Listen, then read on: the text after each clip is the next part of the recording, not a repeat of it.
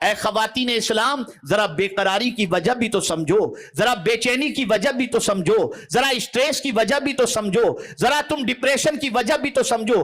گناہوں نے تمہیں بے قرار کر دیا ہے, تمہارے لیے بے چینی پیدا کر دیا ہے, اور اسی کے ساتھ گانے غزلوں نے تمہاری زندگی کو آوارگی کے دہلیز پر اور آوارگی کے راستے پر چڑھا دیا ہے. آج ضرورت صبر کی ہے. اللہ کے اس حکم کو پیش نظر رکھو. کان سے بھی سوال ہوگا اور آنکھ سے بھی سوال ہوگا اور دل سے بھی سوال ہوگا. کس کو چاہا تھا تم نے؟ تمہارے دل میں کس کی محبت تھی؟ ہر وہ محبت جو خدا اور اس کے رسول کے فرمان کے تابع ہو وہ محبت بری نہیں ہوتی, اور ہر وہ محبت جو خدا اور اس کے رسول کے قانون کے خلاف ہو اس محبت کے اندر نہ دنیا میں سکون ہے نہ آخرت کے اندر سکون نصیب ہوگا. آئیے میں آپ کو بتاؤں,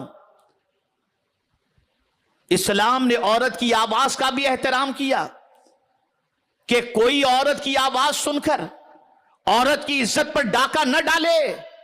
اس لیے کتنا احترام. میں آج 2 نئی باتیں آپ کی سماعتوں کے حوالے کروں. آپ نے مسجد سے اذان کی آواز آتے ہوئے بہت سنی ہوگی, لیکن مسجد کا کوئی مؤذن آج تک اذان دینے والی کوئی خاتون نہیں مقرر کی گئی. یہ تو ملتا ہے کہ مسجد کی جار و کشی یہ کسی خاتون نے کی ہو, لیکن اذان جیسی اہم چیز بھی عورت کے لیے اس کی اجازت نہیں کہ عورت مسجد میں مینار پر چڑھ کر بلند آواز سے اذان کہے. گھر میں وہ اذان اگر چاہے تو اتنی آواز سے کہ وہ خود سن سکے یا گھر کے جو محرم ہے وہ سن سکے, اس میں کوئی مذائقے کی بات نہیں, لیکن اس کی آواز اذان کی بھی جو اتنی بڑی عبادت ہے یہ آواز بھی دوسروں تک نہ پہنچے. اسلام نے اس کا بھی احترام کیا. اس کی وجہ کیا ہے کہ عورت کی آواز میں کشش ہوتی ہے, عورت کی آواز کے اندر نزاکت ہوتی ہے, اور کبھی ایسا ہوتا ہے کہ نسوانی آواز سے متاثر ہو کر نہ جانے کتنوں کی زندگیوں کے اندر خراب جذبات پیدا ہو جاتے ہیں, اور اس کے بعد عزت پر ڈاکہ بھی ڈالا جاتا ہے, اور پھر اس کے بعد آبرو ریزی بھی ہوتی ہے.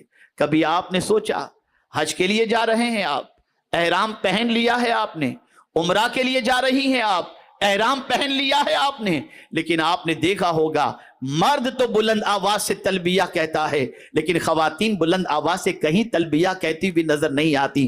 عورتوں کو آواز پست کرنے کا حکم ہے. اللہ اکبر, تلبیہ اور اذان اس میں آواز پست. لیکن جو عورت آج کے دور کے اندر گانے اور ڈانس اور ان ساری چیزوں میں اپنی آواز کے ذریعے لوگوں کو مائل کرنے کی کوشش کر رہی ہو, اسے سمجھنا چاہیے کہ تم اپنی زندگی کو کس طریقے سے بے قراری کے دلدل کے اندر اور پریشانی کے دلدل کے اندر ڈھکیل رہی ہو. اے رسول اعظم صلی اللہ علیہ وسلم کی ماننے والیوں اور خاتون جنت کی کنیزوں, غور سے سنو, اچھی طریقے سے سنو. اللہ عز و جل کے ارشاد کو دل میں جگہ دو, رسول اعظم کے ارشاد کو دل میں جگہ دو. اللہ اکبر. پیغمبر رحمت صلی اللہ علیہ وسلم نے جس طریقے سے مردوں سے کہا ہے ایسے ہی خواتین سے بھی کہا ہے, لا یؤمن احدکم حتی اکون احب الیہ من والدہ وولدہ والناس اجمعین. تم میں کا کوئی شخص اس وقت تک کامل مومن ہو ہی نہیں سکتا جب تک اپنے باپ سے, اپنے بیٹے سے اور سارے انسانوں سے زیادہ مجھ سے محبت نہ کرے. اللہ اکبر. ہر مومن پر حضور کا احسان ہے, ہر مومنہ پر حضور صلی اللہ علیہ وسلم کا احسان ہے. یہی وجہ ہے کہ اس احسان کو پیش نظر رکھتے ہوئے خواتین اپنے بچوں کو حضور کے قدموں پر قربان کرتی. خواتین کے دل کے اندر رسول اعظم صلی اللہ تعالی علیہ وسلم کی اتنی محبت تھی کہ میں اگر ان محبتوں کے واقعات آپ کی سماعتوں کے حوالے کروں تو آپ محسوس کر سکیں گی کہ صدیاں گزر گئیں,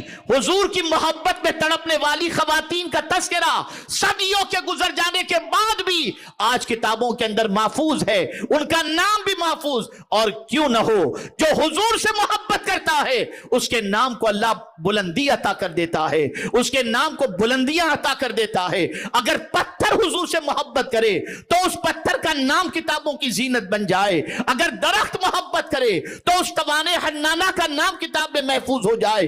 जबल ओहद में मोहब्बत करे तो जबल ओहद का नाम किताब के अंदर महफूज हो जाए और दुनिया उससे मोहब्बत करे। और मैं एक बात और अर्ज कर दूं, याद रखें, दूसरों की मोहब्बत तुम्हें बेकरार कर सकती है, हुजूर की मोहब्बत तुम्हें इत्मीनान अता कर देगी, हुजूर की मोहब्बत तुम्हें सुकून अता कर देगी, हुजूर की मोहब्बत तुम्हारे दिलों में इनकलाब पैदा कर देगी।